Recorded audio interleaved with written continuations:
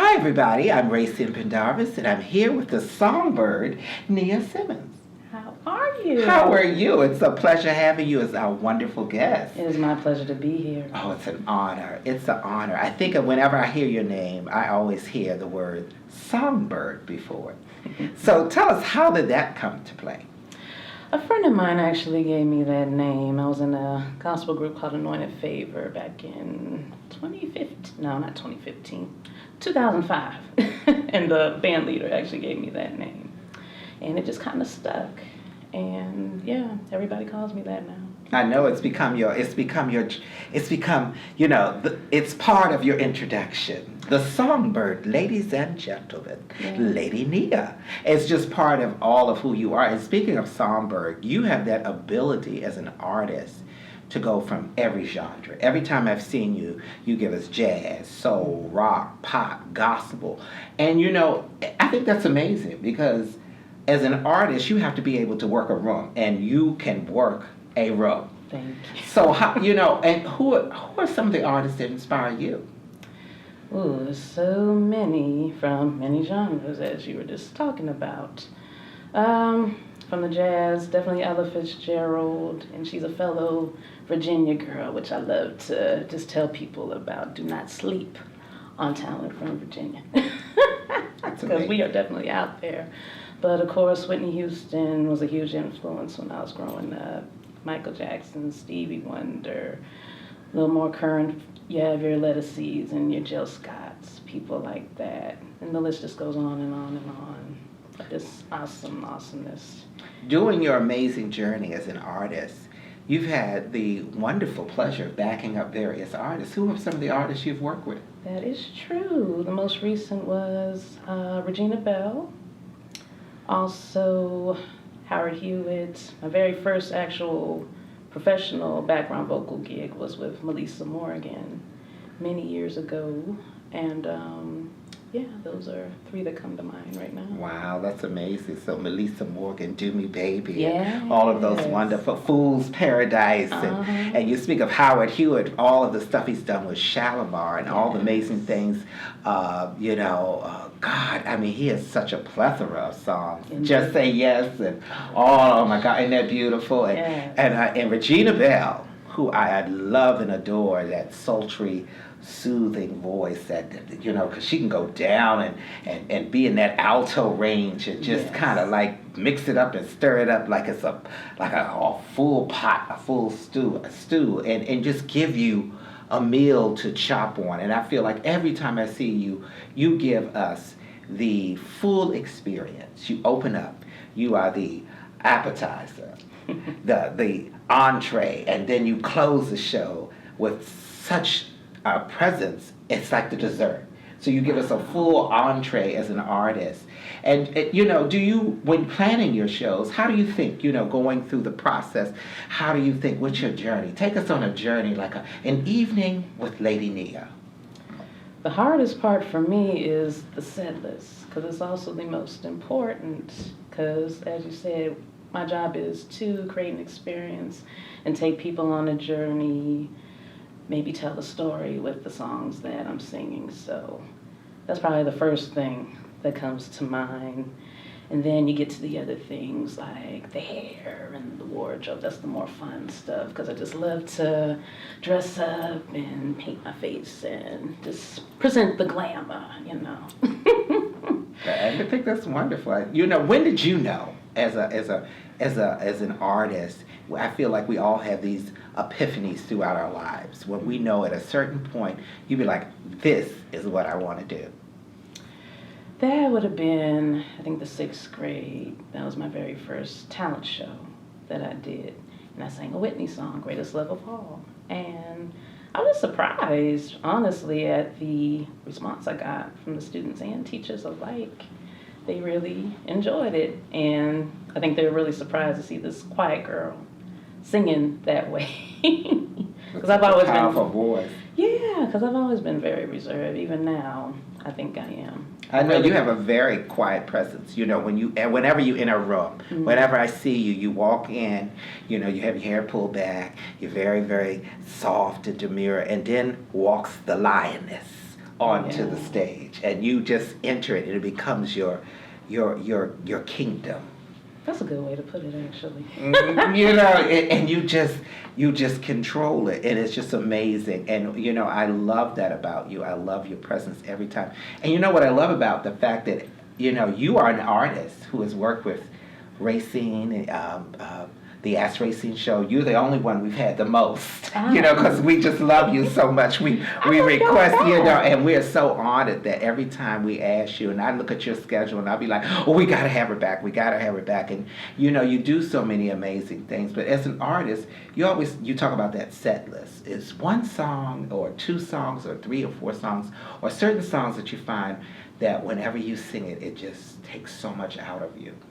Or what songs bring you so much joy? Recently, I would probably say this one by Angela Bofill that I sing a lot, have been singing a lot lately, I Try, which is a beautiful composition itself, but just the words of it, especially now that I've gotten a little older and have experienced some life, I think I can kind of relate to the words a lot more now and kind of appreciate, I think, the space that she was in when she wrote the song. She wrote that song, I believe she wrote it like in high school. Wow. And she's probably an amazing artist. Absolutely. I think little did she know that that song would have so much impact and be covered by so many other great artists as well. So yeah, I just kind of go into a different place when I sing that one in particular. I mean, lyrically, it's just, it takes you on a journey. You know, so many of her songs do that. And you know, as an artist, you have this wonderful, here, a girl from Virginia, but you have been in so many amazing places as an artist and have traveled some of these wonderful cities and spectrums and stuff. So tell us about that journey as an artist and some of the cities and places you've been abroad and, you know, here in the States. I think the most, well, the places I've been blessed to go have been awesome in one way or another, but maybe the most beautiful place within the United States was Hawaii, and that was special because I got to be one of the headliners for this event, private event actually, and that was a big deal. I mean, they flew little old me, first class, to Hawaii, Honolulu, to perform, to do something that I love. I got paid for it too. Isn't it wonderful? But you deserve it. It's part of this journey when all is said and done. Mm-hmm. You know, when you know, especially as an artist, knowing your worth. Mm-hmm. And that's important because an artist must always know their worth, because too many times people devalue your gift. Yes. And they don't appreciate your gift, and they don't understand that this is my gift, and I'm sharing it with the world. Right. You know, and on this, you know, and sometimes people feel as if, oh girl, anybody can do what you do, but they can't, because each artist, each singer brings something to the table, and you are so unique as an artist that every time I hear you sing a song, you make it your own. That's true. When doing a tribute to Aretha Franklin, and you know, it's hard to cover the Queen. Ooh, you got that right. Yeah, it's hard to cover the Queen, but you made it your own. You took it and you put your Nia stamp on it. I had to, because I can't sing like the Queen. Yeah. I can't sing like Whitney. I can't sing like Ledisi. So once during the journey I got that through my head, you got to find your own voice. You got to put your own stamp on these songs. I mean, if people really want to hear it sung like the original artist, they can go pop in the CD or go do a live show. What are you going to do different to present this piece of art? So ever since I've looked at performance in that way, it's just totally changed the game for me. It really has. So I'm going to swing it back around to the question about traveling internationally.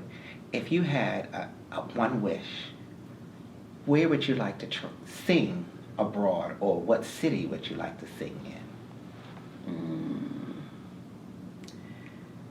Goodness, there's so many.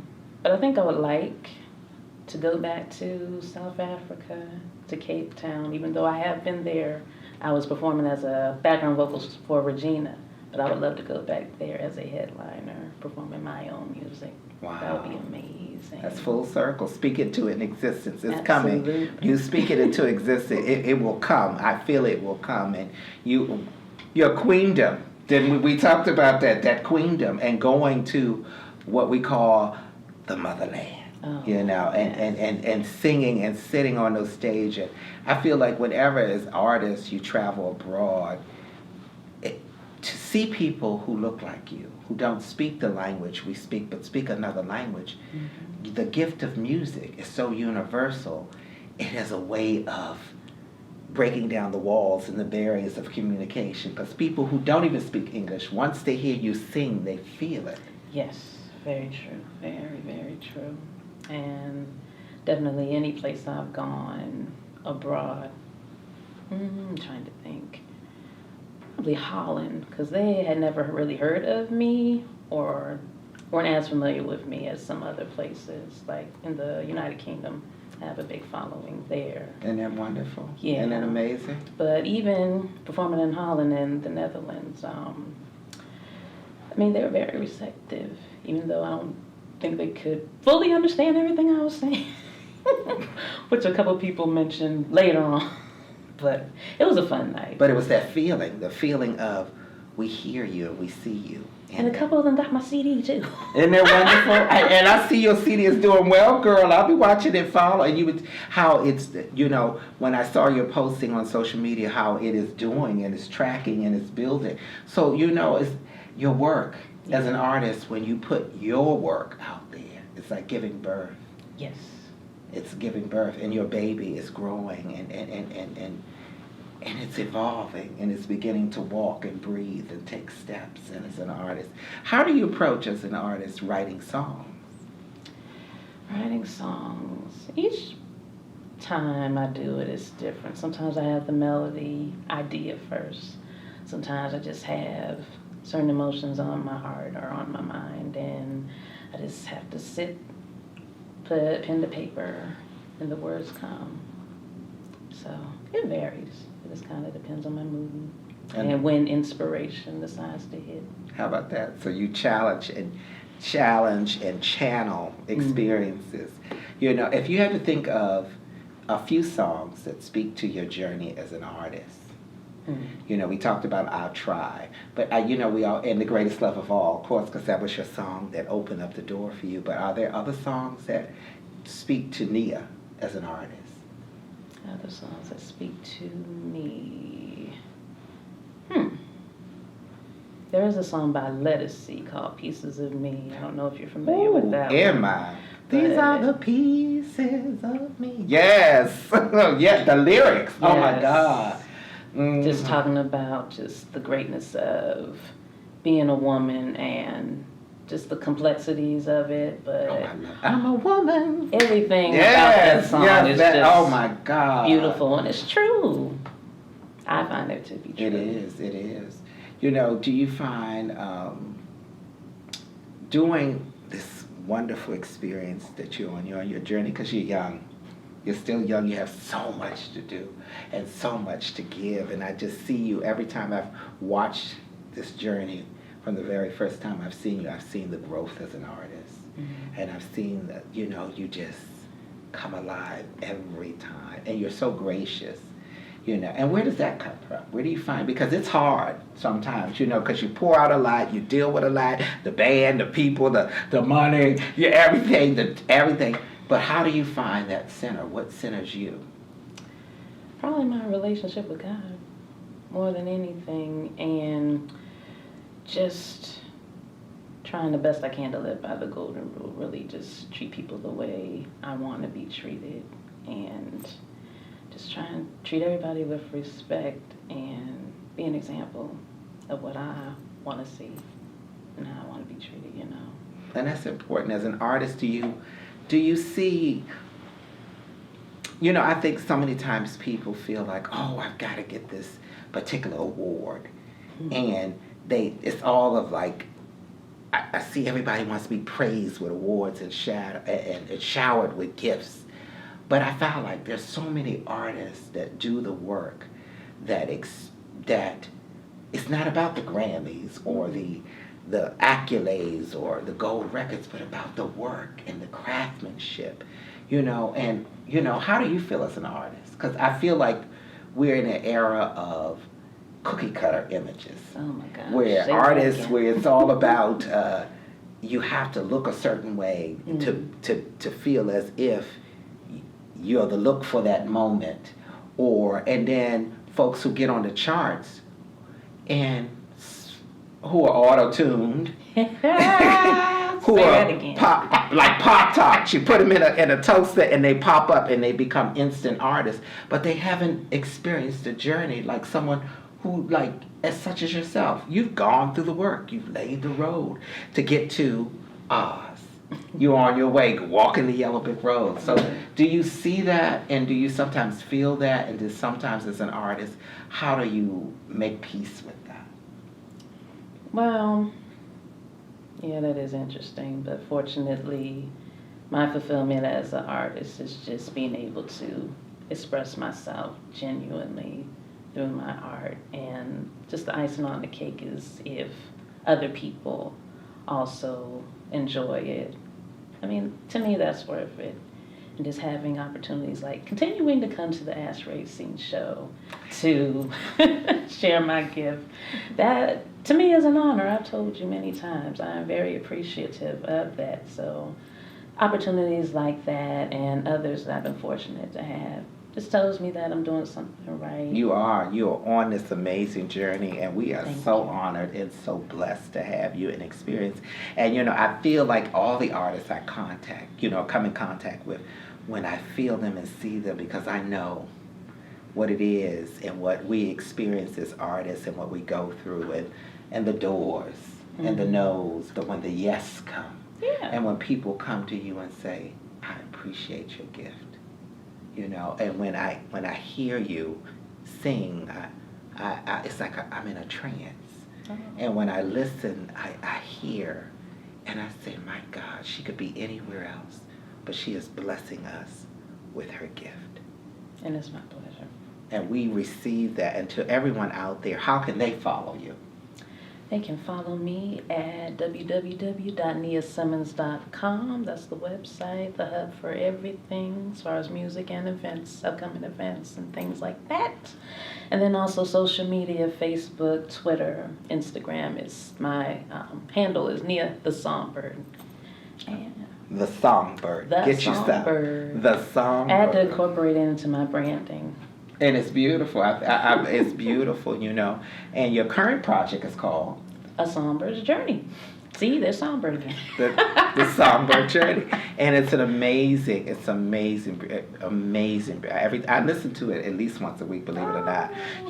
And that's not plugging you because you're here, but I enjoy it. And it's it takes you on a beautiful gift and a beautiful journey. It is a beautiful gift, but it's and to hear it and say, oh, I know her, child, and it's an honor having you. So everyone, if you've never experienced the Songbird, Nia, you must experience her because it is a gift to the world.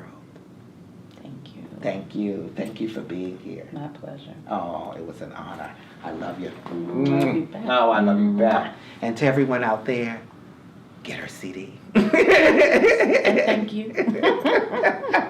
And it's been an honor, and we thank you for tuning in. Thank you.